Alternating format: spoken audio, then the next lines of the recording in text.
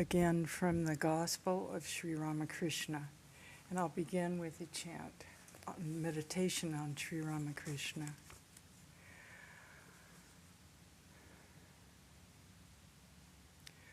Om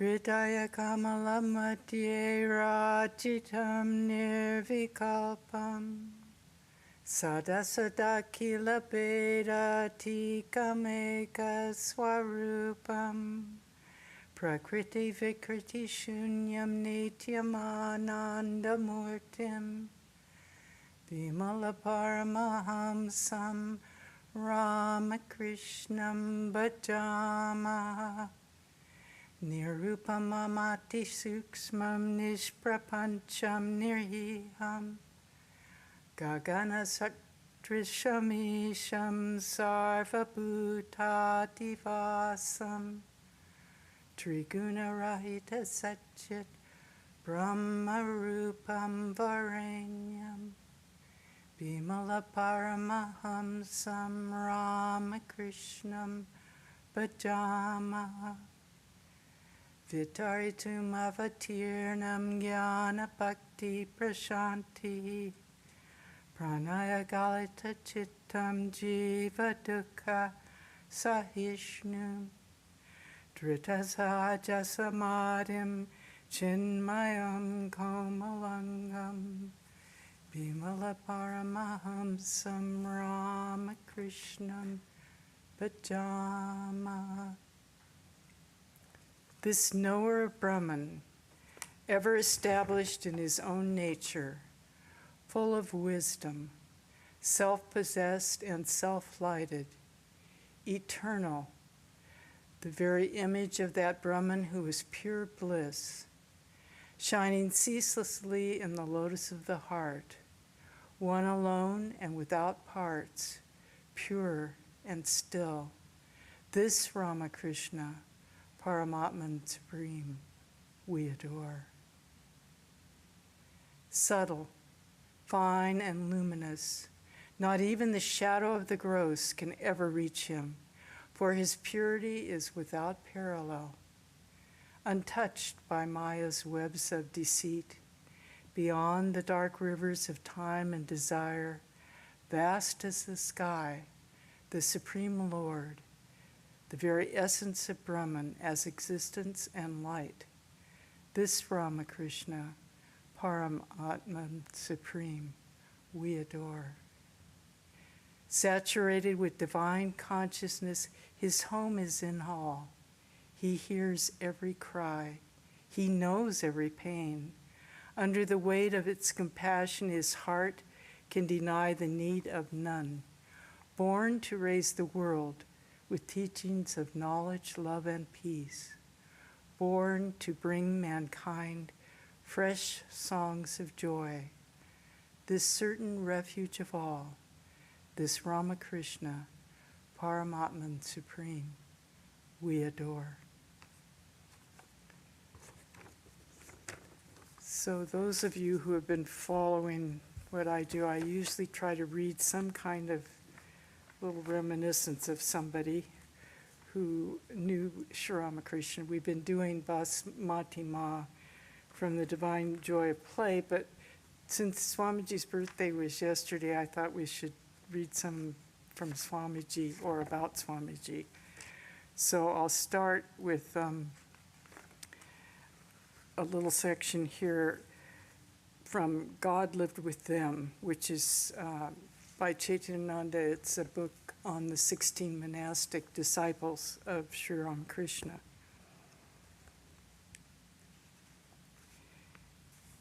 And it begins saying that in the beginning it was hard for Narendra to accept the non-dualistic view that everything is really Brahman, because he was a staunch follower of the Brahma Samaj at that time. And he thought it was blasphemous to say that and close to atheism.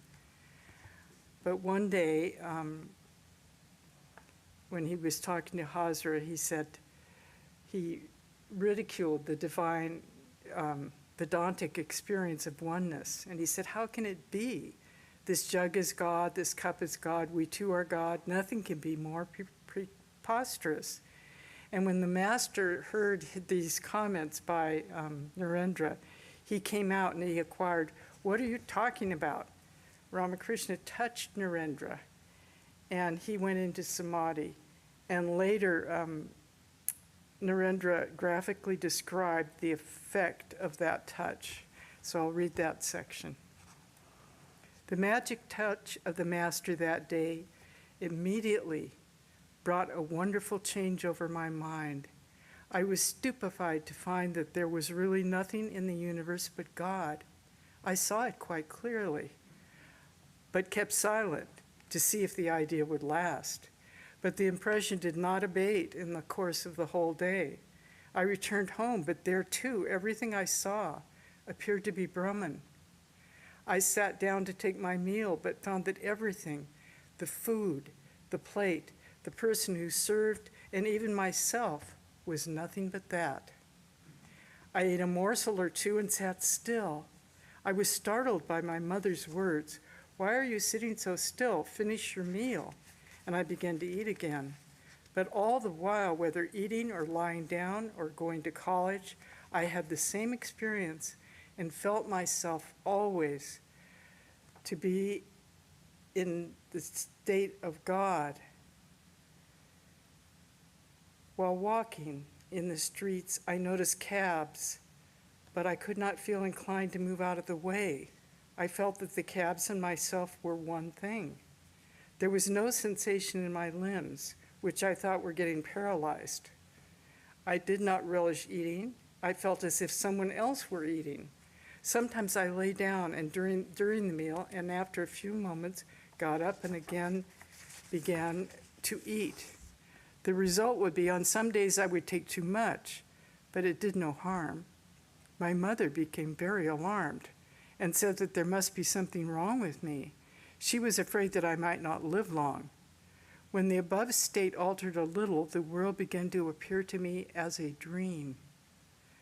While walking in Cornwallis Square, I would strike my head against the iron railings to see if they were real or only a dream. The state of things continued for some days.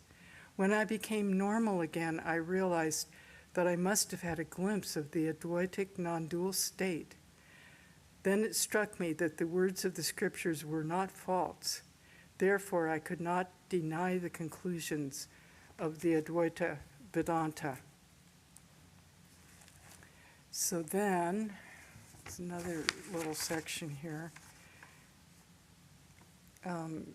Has to do with his relationship to Sri Ramakrishna. One day, just 3 or 4 days before his Mahasamadhi, the master found Narendra alone and deep in thought. Calling him to his side, he asked him to close the doors, and when he had done so, he asked him to sit near him and meditate. Narendra entered into samadhi and was lost to outer consciousness. However, when he returned to sense consciousness, he saw Sri Ramakrishna in tears. Narendra asked him the cause of this sadness, and the master replied, "Today I have given you my all. I have given you everything. Through this power you will do immense good to the world, and then only shall you go back." Narendra was overpowered with emotion and he burst into tears. 2 days before his passing, Sri Ramakrishna again called Narendra to his side and addressing him concerning the other disciples who were to become monks of the order, said, "See, Naran, I leave all these, my children, in your care. You are the wisest and the ablest of them all. Guide them with love and work for me." So that was one thing. And then, just one more. This has to do with how Swamiji himself did the worship, which I find very inspiring. He says,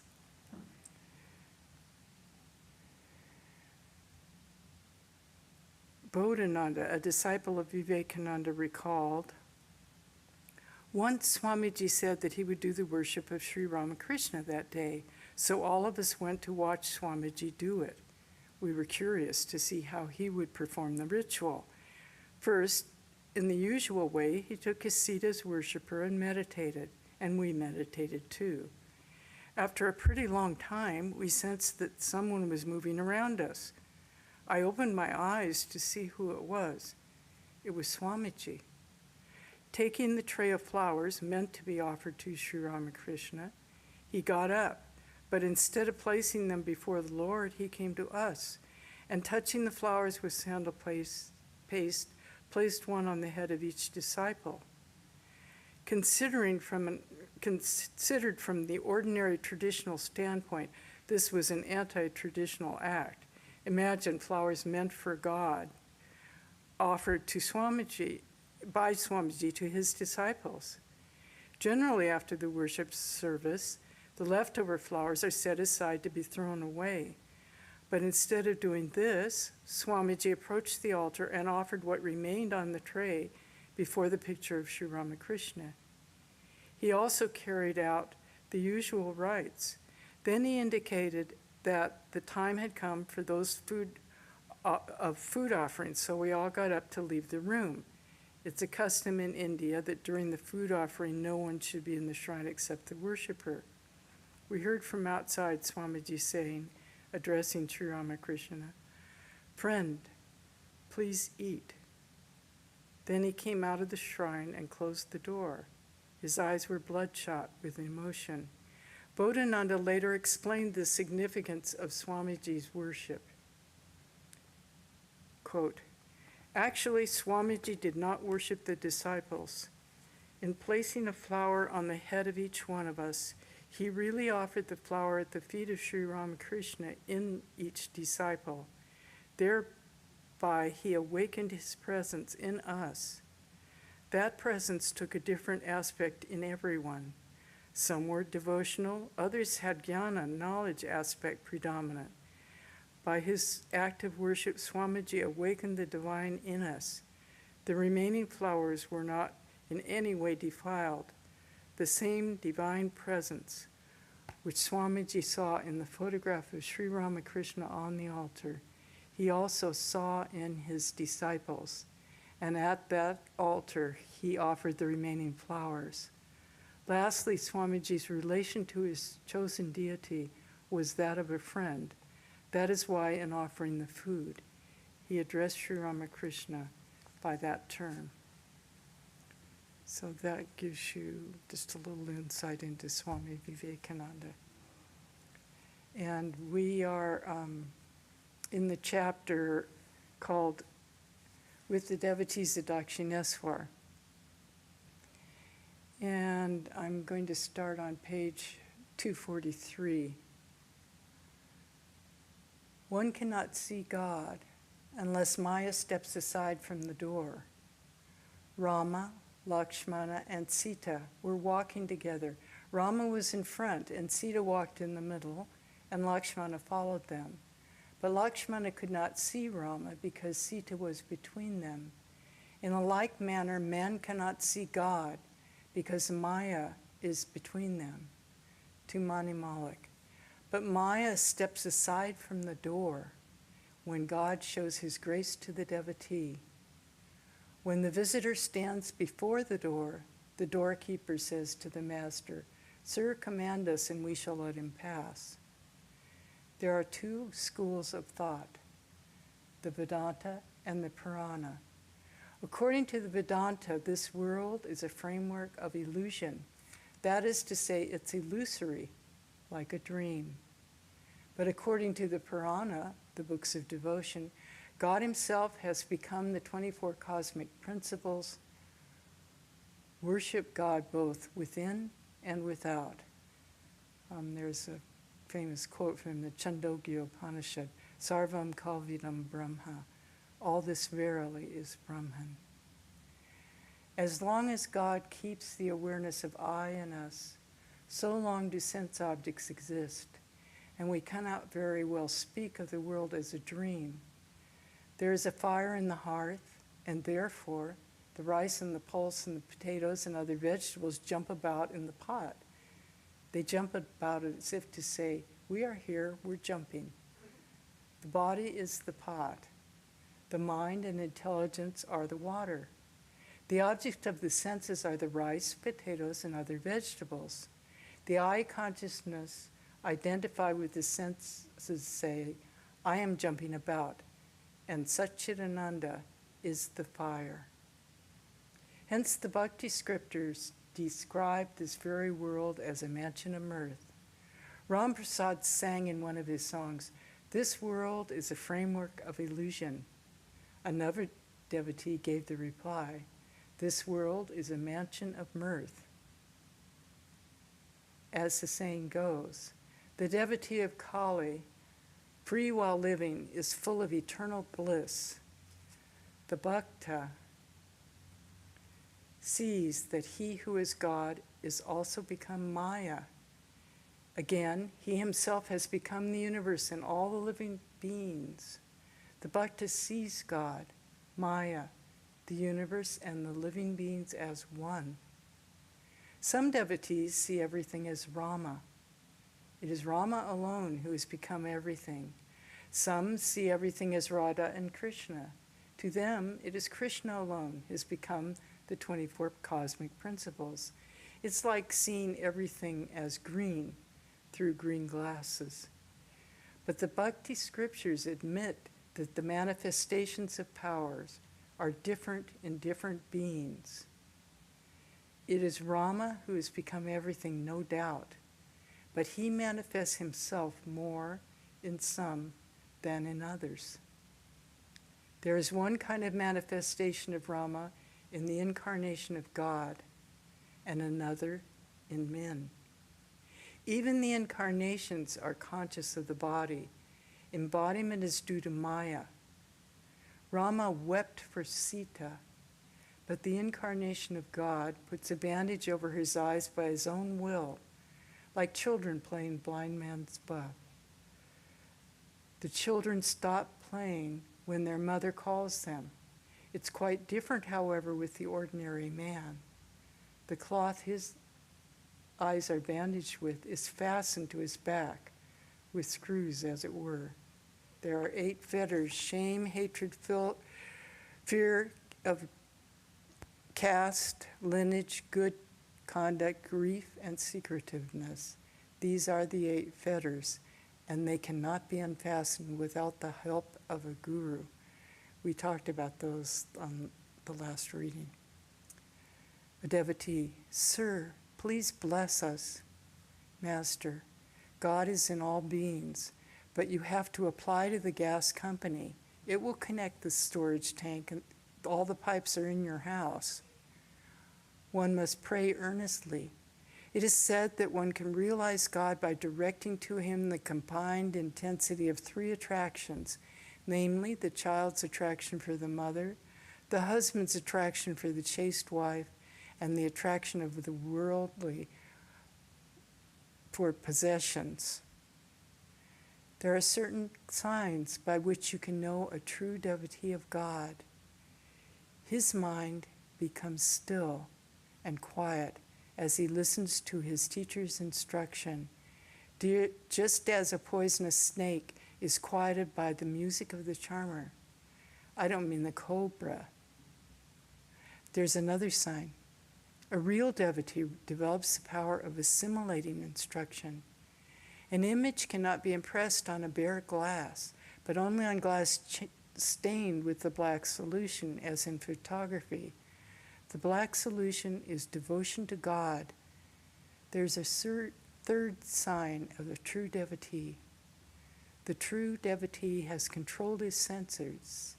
He has subdued his lust. The gopis were free from lust. You are talking about leading a householder's life. Suppose you're a householder. It rather helps in the practice of spiritual discipline. It's like fighting from inside a fort. The tantrics sometimes use a corpse in religious rites. Now and then the dead body frightens them by opening its mouth. That's why they keep fried rice and gram near them. From time to time, they throw some of the grains into the corpse's mouth. Thus, they pacify the corpse. They repeat the name of the deity without any worry. Likewise, the householder should pacify his wife and other members of his family. He should provide for them with food and other necessities. Thus, he removes the obstacles to the practice of discipline. Those who still have a few worldly experiences to enjoy should lead a householder's life and pray to God. That is why Nityananda allowed the worldly to enjoy catfish soup and the warm embrace of a young woman while repeating God's name. But it's quite different with genuine sannyasis. The bee lights on the flower and nothing else. To the chatak, all water except rainwater is tasteless. It will drink no other water.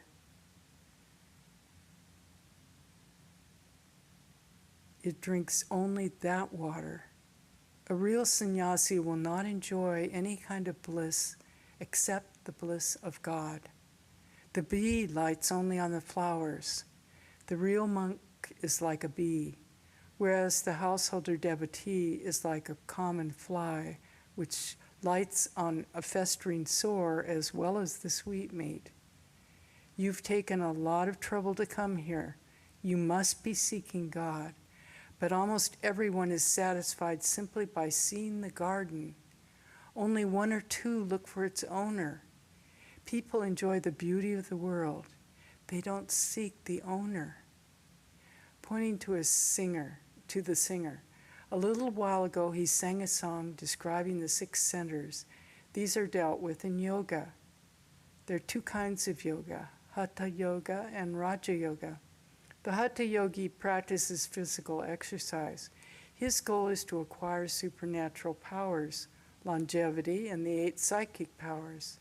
These are his aims. But the aim of a Raja Yogi is to attain the devotion to God, ecstatic love, knowledge, and renunciation. Of these 2, Raja Yoga is better. There is much similarity between the 7 planes described in the Vedanta and the 6 centers of the yoga. The first 3 planes of the Vedas may be compared to the first 3 yogic centers, namely Muladhara, Swadhisthana, and Manipurna. With ordinary people, the mind dwells in these 3 planes. When the mind ascends to the 4th plane, the center designated in yoga as anahata, it sees the individual soul as a flame. Besides, it sees light. And at this, the aspirant cries, "Ah, what is this? What is this?" When the mind arises to the 5th plane, the aspirant wants to hear only about God. This is the Vishuddha center of yoga. The 6th plane and the center known as by the yogi as Ajna are one and the same. When the mind rises there, the devotee sees God, but still there's a barrier between God and the devotee. It's like the barrier of a glass in a lantern, which keeps one from touching the light. King Janaka used to give instruction about Brahman from the 5th plane. Sometimes he dwelt in the 5th plane and sometimes in the 6th. After passing the 6 centers, the aspirant arrives at the 7th plane, and reaching it, the mind merges in Brahman. A man who has realized God shows certain characteristic. He becomes like a child or a madman or an inert thing or a ghoul. Further, he is firmly convinced that he is the machine and God is the operator, that God alone is the doer, and all others are his instruments. The same Sikh devotee once said to me, even a leaf moves because of God's will, one should be aware that everything happens by the will of Rama. The weaver said, the price of cloth by the will of Rama is 1 rupee, and 6 annas. By the will of Rama, the robbery was committed, and by the will of Rama, the robbers were arrested, and by the will of Rama, I too was arrested by the police. At last, by the will of Rama, I was released. It was dusk, and Sri Ramakrishna had no rest since his midday meal. He talked unceasingly to the devotees about God. At last, the visitors took their leave and went home. Friday, June 15th, 1883. It was a holiday on account of the Hindu religious festival of Dashahara. Among the devotees who visited Sri Ramakrishna at Dakshineswar that day were Adar, M., and Rakal's father. Rakal's father was also present, and his father-in-law. They were all seated on the floor in the master's room. Rakal's father-in-law was a devotee of God. He asked the master, "Sir, can one realize God while leading the life of a householder?" Master, with a smile, "Why not? Live in the world like a mudfish. The mudfish lives in the mud, but itself remains unstained. Or live in the world like a loose woman. She attends to her household duties, but her mind is always on her sweetheart. Do your duties in the world, fixing your mind on God, but this is extremely difficult." I said to the members of the Brahma Samaj, "Suppose a typhoid patient is kept in a room where there are jars of pickles and pitchers of water. How can you expect the patient to recover? The very thought of the pickles brings water to one's mouth. To a man, woman is like that, pickle. The craving for worldly things, which is chronic in a man, is like a patient's craving for water. There's no end to this craving. The typhoid patient says, 'I shall drink a whole pitcher of water.' The situation is very difficult. There's so much confusion in the world. If you go this way, you're threatened with a shovel. If you go that way, you're threatened with the broomstick. Again, in another direction, you're threatened with a shoe beating. Besides, one cannot think of God unless one lives in solitude. The goldsmith melts the gold to make the ornament. But how can he do his work well if he's disturbed again and again? Suppose you are separating rice from its husk. You must do it all by yourself. Every now and then you have to take the rice in your hand to see how clean it is. But how can you do your work well if you're called away again and again?" A devotee: "What is the way then, sir?" Master: "There is a way. One succeeds if one develops a strong spirit of renunciation. Give up at once with determination what you know to be unreal. Once when I was seriously ill, I was taken to a physician, Ganga Prasad Singh. He said to me, 'I shall give you a medicine, but you mustn't drink any water. You may take pomegranate juice.' Everyone wondered how I would live without water, but I was determined not to drink it. I said to myself, 'I'm a Paramahamsa, not a goose. I shall drink only milk.'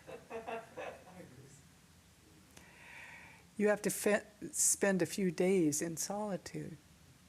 But if you touch the granny, you are safe."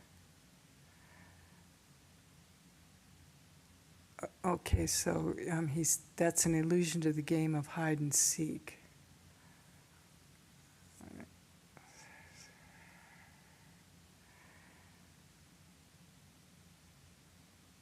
Turn yourself into gold, then live wherever you please. After realizing God and divine love in solitude, one may live in the world well.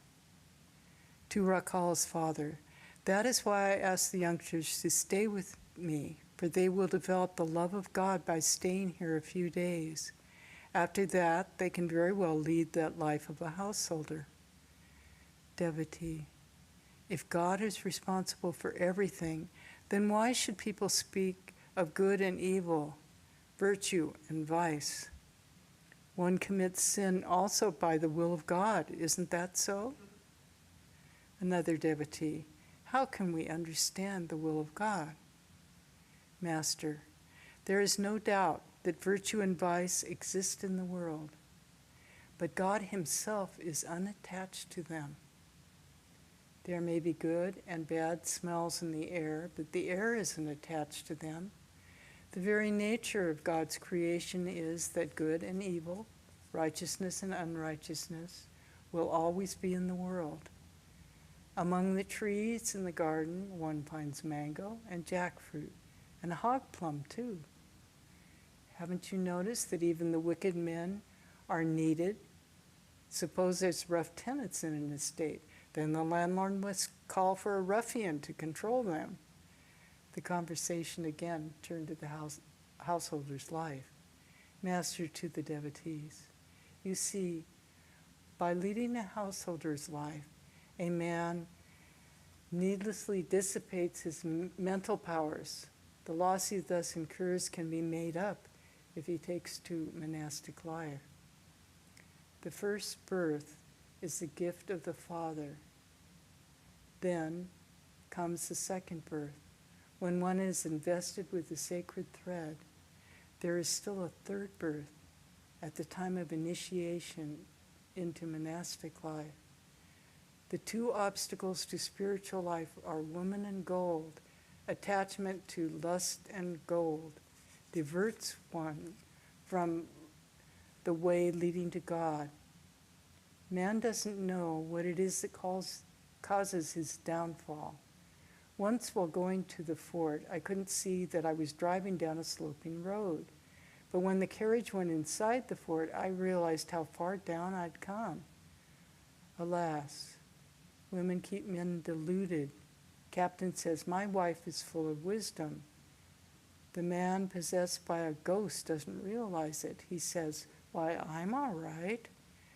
The devotee listens to these words with great silence. Master, it is not lust alone that one should be afraid of in the life of the world. There's also anger. Anger arises when obstacles are placed in the way of desire. And at mealtime, sometimes a cat stretches out its paw to take the fish from my plate, but I cannot show any resentment. Master, why? You may even beat it once in a while. What's the harm? A worldly man should hiss. He shouldn't just pour out his venom. He mustn't actually injure others, but he should make a show of anger to protect himself from enemies. Otherwise, they'll injure him. But a sannyasi need not even hiss.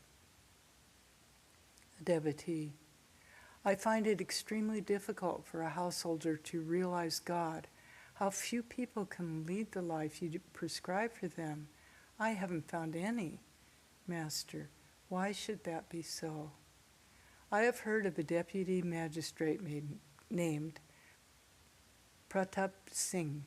He's a very great man. He has many virtues, compassion and devotion to God. He meditates on God. Once he sent for me, and I know certainly there are lots of people like him. The practice of discipline is absolutely necessary. Why shouldn't a man succeed if he practices sadhana? But he doesn't have to work hard if he has real faith in his guru's words. Once Vyasa was about to cross the Jamuna when the gopis also arrived there, wishing to go to the other side, but there was no ferry boat in sight. They said to Vyasa, "Revered sir, what shall we do now?" "Don't worry," said Vyasa, "I will take you across, but I'm very hungry.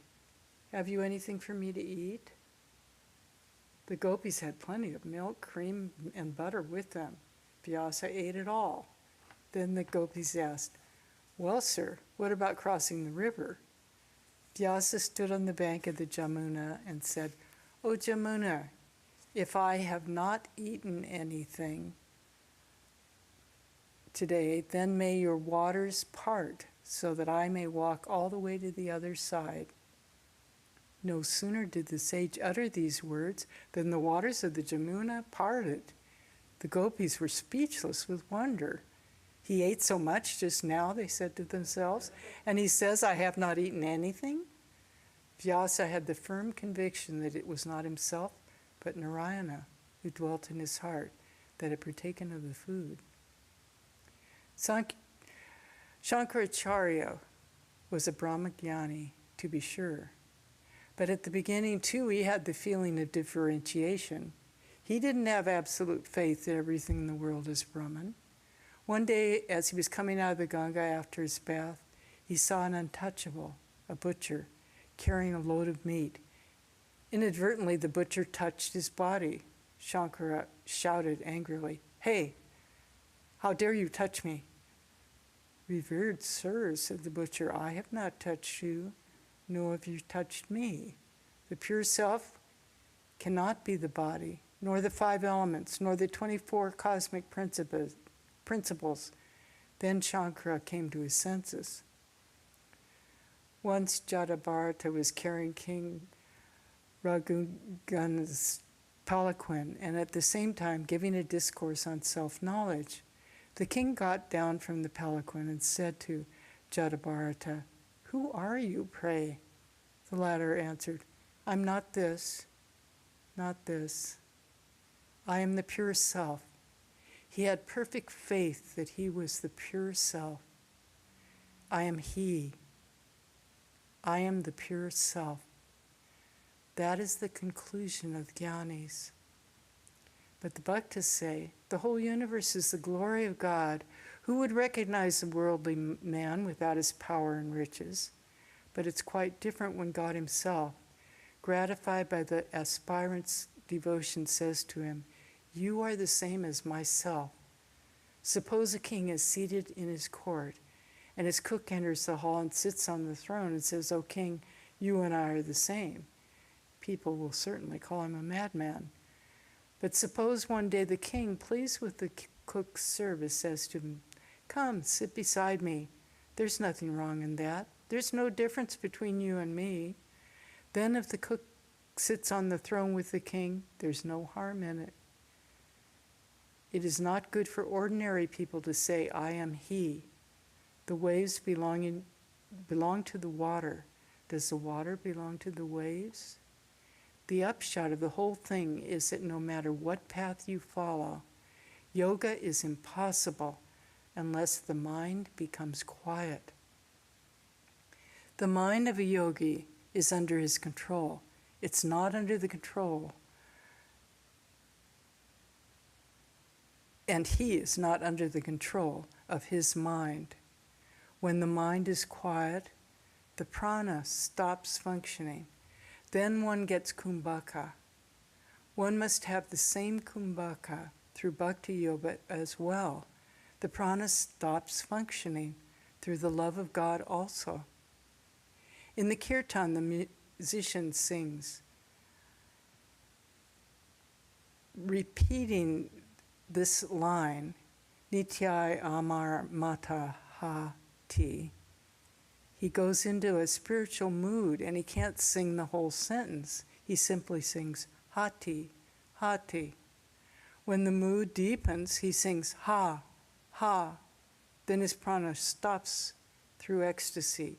Kumbhaka follows. Suppose a man is sweeping the courtyard with a broom, and another man comes and says, "Hello, so-and-so is no more, he is dead." Now, if the dead person was not related to the sweeper, the latter goes on with his work, remarking casually, "Oh, that's too bad, he's dead. He was a good fellow." The sweeping goes on all the same. But if the dead man was his relative, then the broom drops from his hand. "Ah," he exclaims, and he too drops to the ground. His prana has stopped functioning. He can neither work nor think. Haven't you noticed among women that if one of them looks at something or listens to something in speechless amazement, the other women say to her, "What? Are you in ecstasy?" In this instant, too, the prana has stopped functioning, so she remains speechless with mouth agape. It will not do merely to repeat, I am he, I am he. There are certain signs of a jnani. Narendra has big protruding eyes. All men are by no means on the same level. It is said that there are 4 classes of men: the bound, the struggling, the liberated, and the ever free. It is also not a fact that men have to practice spiritual disciplines. There are the ever free, and those who achieve perfection through spiritual discipline.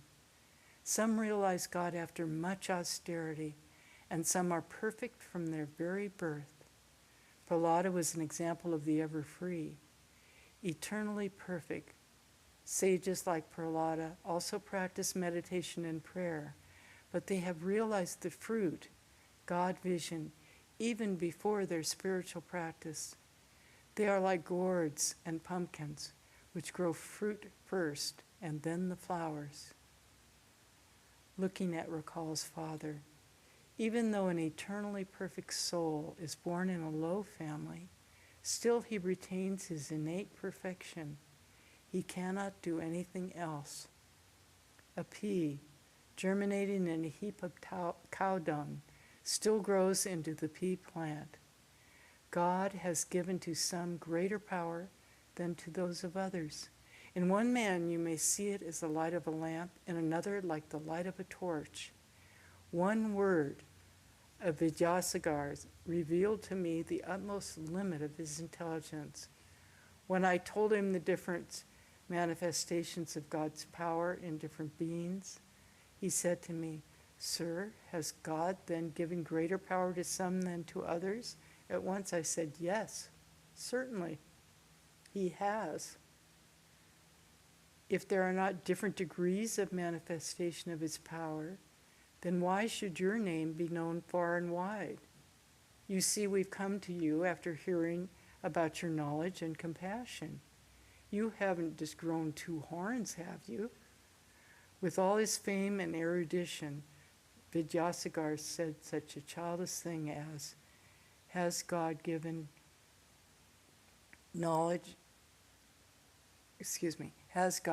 greater power to some than to others? The truth is that when the fisherman draws in his net, he catches first the big fish like trout and carp. Then he stirs up the mud with his feet and the small fish come out, minnows, mudfish, and so on.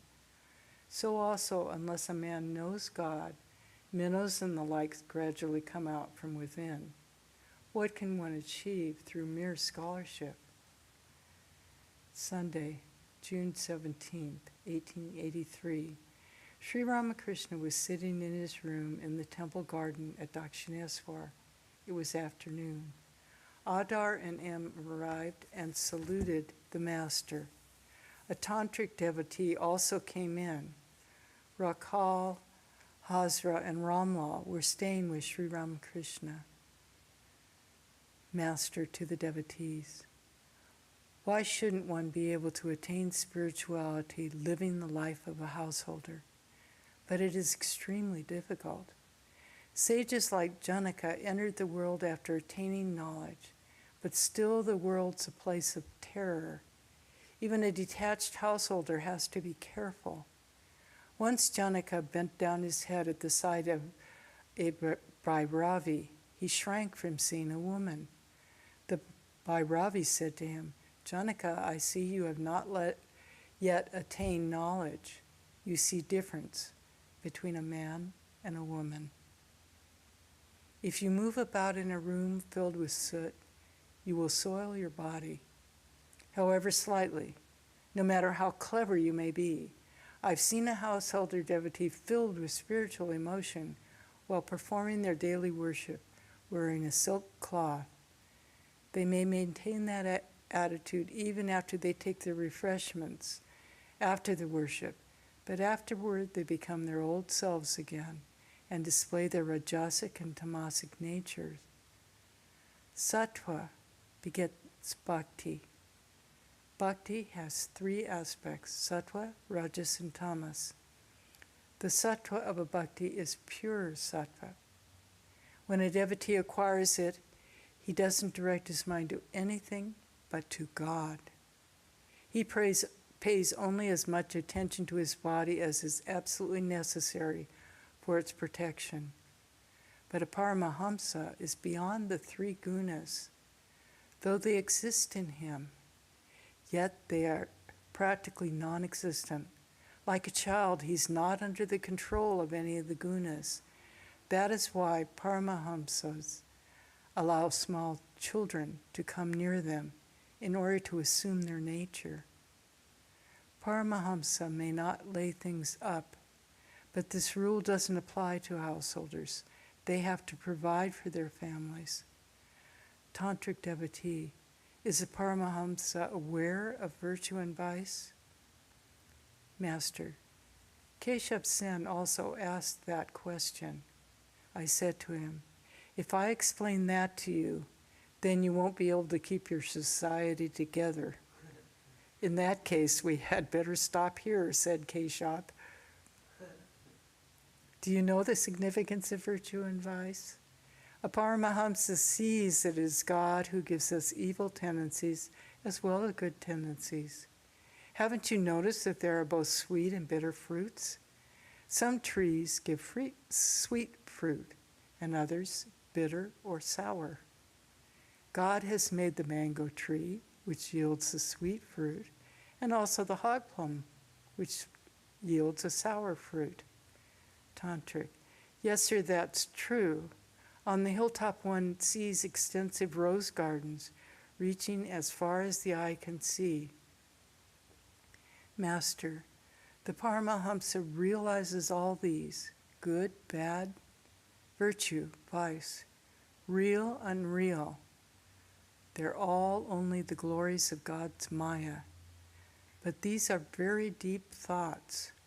One realizing this cannot keep an organization together or anything like that. Tantric, but the law of karma does exist, doesn't it? Master, that also is true. God produces good and bad produces bad, good produces good and bad produces bad. Don't you see the hot taste you get if you eat chilies? But these are all God's Leela. They're all His play. Tantric, then what is the way for us? You have to reap the result of past karma. Shall we not? Master, that may be so. But it is different with the devotees of God. Listen to a song. O mind, you do not know how to farm. Fallow lies the field of your life. If you had only worked it well, how rich a harvest you might reap. Hedge it around with Kali's name. If you would keep your harvest safe, this is the stoutest hedge of all, for death himself cannot come near it. Sooner or later will dawn the day when you must forfeit your precious field. Gather, O mind, what fruits you may. Sow your seed for the holy name of God that your Guru has given you. Faithfully water it with love. And should you find the task too hard, call upon Ram Prasad for help. He sang again. I have secretly blocked the way by which the King of Death will come. Henceforward all my doubts and fears are set at naught forever. Shiva himself is standing guard, the 9 doorways of my house, which has 1 pillar for support and 3 ropes to secure it. The Lord has made his dwelling place the 1,000-petaled lotus flower within the head and comforts me with ever-increasing care. The Master continued, anyone who dies in Benares, whether a Brahmin, a prostitute, will become Shiva. When a man sheds tears at the name of Hari, Kali, or Rama, Then he has no further need of the sandhya or other rites. All actions drop away of themselves. The fruit of action does not touch him. Again the Master sang, as is a man's meditation, so is his feeling of love. As is a man's feeling of love, so is his gain. And faith is the root of all. If in the nectar lake of Mother Kali's feet my mind remains immersed, of little use are worship, oblation, or sacrifice. He sang another song. Why should I go to Ganga or Gaya or Kashi as long as I can breathe my last with Kali's name upon my lips? Then he said, when a man merges himself in God, he can no longer retain evil or wicked tendencies. Tantric, you have said rightly that he keeps only the knowledge ego. Master, yes, he keeps only the knowledge ego, the devotee ego, the servant ego, and the good ego. His wicked ego disappears. Tantric, today you have destroyed many of our doubts. Master, all doubts will disappear when one realizes the self. Assume the tamasic aspect of bhakti. Say with force, what? I have uttered the names of Rama and Kali. How can I be in bondage anymore? How can I be affected by the law of karma? The Master sang, if only I can pass away repeating Durga's name, how canst thou then, O Blessed One, withhold from me deliverance, wretched though I be? I may have stolen a drink of wine, or killed a child unborn, or slain a woman or a cow, or even caused a Brahmin's death. But though it all be true, nothing of this can make me feel the least uneasiness. For through the power of thy sweet name, my wretched soul may still aspire even to Brahmanhood. The Master continued, faith, faith, faith. Once a guru said to his pupil, Rama alone has become everything. When a dog began to eat the pupil's bread, he said to it, "Oh, Rama, wait a minute, I'll get butter for your bread." Such was his faith in the words of his guru.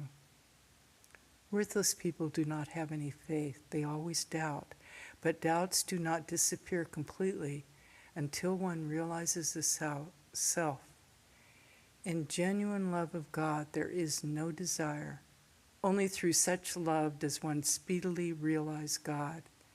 Attainment of supernatural powers and so on, these are desires. Krishna once said to Arjuna, "Friend, you cannot realize God if you acquire even one of the 8 supernatural powers. They will only add a little to your power." Tantric, Sir, why don't the rituals of Tantra bear fruit nowadays? Master, it is because people cannot practice them with absolute correctness and devotion. In conclusion, the Master said, love of God is the one essential thing. A true lover of God has nothing to fear, nothing to worry about. He is aware that the Divine Mother knows everything. The cat handles the mouse one way, but its own kitten in a very different way. So that's the end of this chapter, and we'll stop here.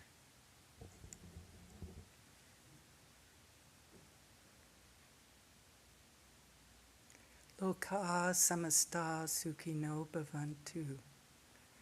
Loka samasta sukhino bhavantu. Loka samasta sukhino bhavantu.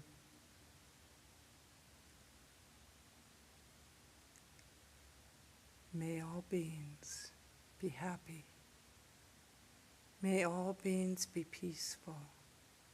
May all beings realize the truth and be free. Om Shanti, Shanti, Shanti.